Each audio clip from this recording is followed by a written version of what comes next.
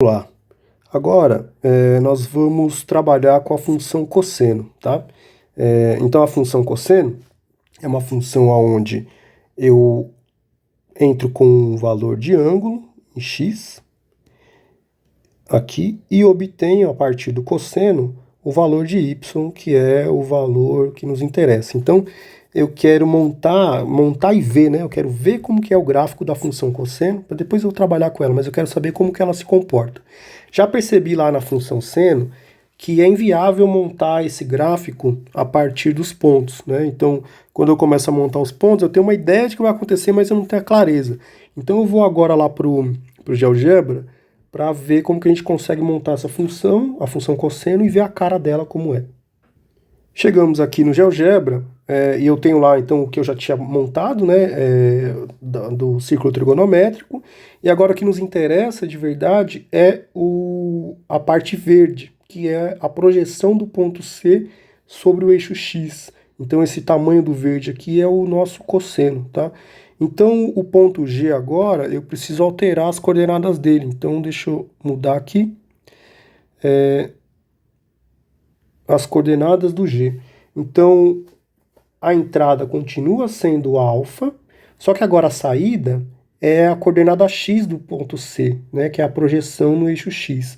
Então, eu vou trocar aqui, ao invés de y, eu vou colocar x.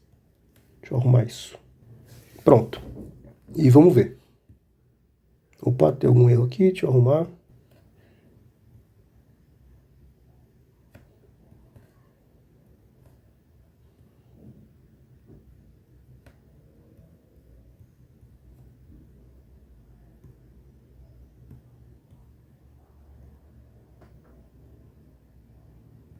Agora foi. Então agora eu tenho o ponto G obedece a ideia da função. A entrada do eixo, a entrada do valor de x é o ângulo e a saída é o valor do cosseno, que é a coordenada em x do ponto C. Então quando eu movimentar o ponto C, esse cara agora deve também se comportar mais ou menos como o outro se comportou. Para ver isso melhor, eu vou habilitar aqui um rastro no ponto G. Cadê você? Ponto G. Habilitar um rastro nele. E vou animar o ponto C. Então vamos ver como vai ficar. Olha que legal. O G está se mexendo. Conforme o C se mexe, o G também vai mudando, né? Então quer dizer, o ângulo alfa vai aumentando e o G vai indo para frente. E o Y vai variando entre 1 e -1. Né? Então essa é a curva que representa a função cosseno. Tá? Ela é um pouco parecida com a função, com a curva que representa a função seno, só que tem algumas diferenças. Né? Na função seno, a curva começava lá no 0, 0. Essa daqui, né, ela começa lá no ponto 0,1. E aí ela começa no 1 lá em cima, e aí depois vai descendo, né, até o -1 aqui embaixo, vai até o 0 e depois volta. Então essa é a cara da curva da função cosseno. Então o que a gente pode perceber é que assim como a função seno, ela está limitada, né, ela está apertada ali entre o valor 1 e o -1 no eixo y, e o nosso, né, então ela está aqui apertada aqui entre o valor 1 e o valor -1. E o comprimento de onda, que é a volta, né? A volta que é o nosso lambda aqui, né?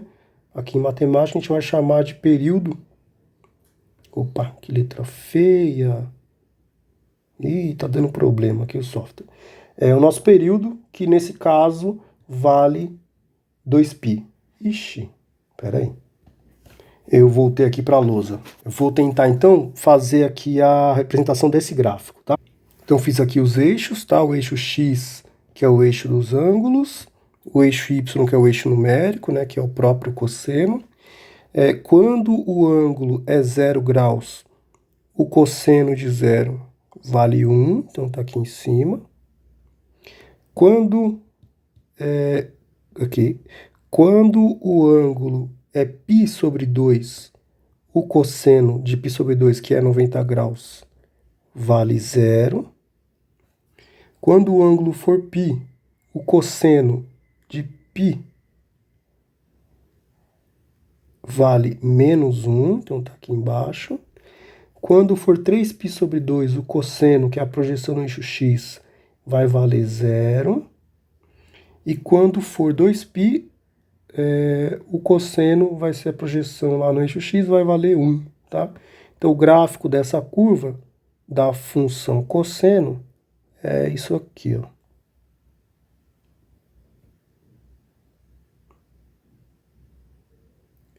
Como a gente viu, né? Coisas importantes. O período, que é a volta completa ali, é 2π. E a nossa imagem, ela está espremida entre o menos 1 e o 1 lá no eixo y. Tá? Essas são informações importantes aqui que a gente vai logo mais utilizar para fazer outros gráficos desse cara. Então, a função cosseno tem essa cara aqui, né? Então, ela tem um ponto de máxima, os pontos máximos dela vão até 1, os mínimos vão até menos 1, e essa é o gráfico de uma volta. É lógico que esse gráfico ele continua, né? Então, ele continua tanto para a esquerda quanto para a direita, né? Então, ele é infinito. Vou voltar lá no GeoGebra para colocar esse gráfico completo, só um minuto. Passado um minuto, estamos aqui no GeoGebra, eu coloquei aqui, então agora eu coloquei a função cosseno, né? Percebe que ela começa lá no 1, né? Deixa eu pegar uma caneta aqui, aí. Ela começa aqui no 1, e aí ela vai, deixa eu animar isso, né? Deixa eu mandar o ponto C girar. Ponto C, aqui. E aí o ponto G, eu já mudei as coordenadas, né? Ele vai contornar essa curva, né? Percebe que essa curva, ela continua, né, infinitamente, tanto para a direita quanto para a esquerda, mas ela vai se repetindo de 2π em 2π, que é o período do comportamento dessa curva, tá? Então, o que a gente, ao invés de eu montar esse gráfico ponto a ponto, eu vou observar as características dessa função, tá? Então, vou voltar ali para a lousa.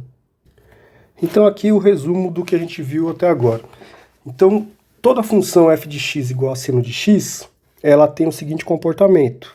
Ela começa lá no 0, 0, ela vai até o 1, depois ela desce até o 0, vai até o menos 1 e depois volta ao 0 de novo.